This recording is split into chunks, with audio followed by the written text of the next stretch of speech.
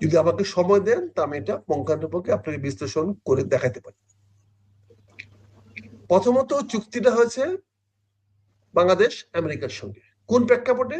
এই যে আপনি যখন বললেন আমার গার্মেন্ট ফ্যাক্টরি মরে যাওয়ার মতো অবস্থা, সে তার সকল পানি বিদ্যুৎ সব বন্ধ করে দিয়েছে, অর্থাৎ ট্যারিফটা হলো তার জীবিকা শক্তি, সেটা বন্ধ করে দিয়েছিল। ওই সময় আরো যদি কঠিন শর্ত দিত তাতেও বাংলাদেশ সরকার রাজি হইতে বাধ্য হইতো, না হলে এই গার্মেন্টস গুলো যদি বন্ধ হয়ে যেত তাহলে কোনো সরকারে বাংলাদেশে টিকতে পারবে না। গার্মেন্টস আমরা এমন একটা জায়গায় পর্যায়ে আছে। এবং আপনি একটা আভাস দিয়েছেন যে ভারতের সঙ্গে যদি এরকম কোনো সফট চুক্তি না থাকে তাহলে ভারতও বাংলাদেশের ভিতর দিয়ে ভারতের মাল উৎপাদন করে বাংলাদেশের ভিতর দিয়ে এক্সপোর্ট করে দেবে।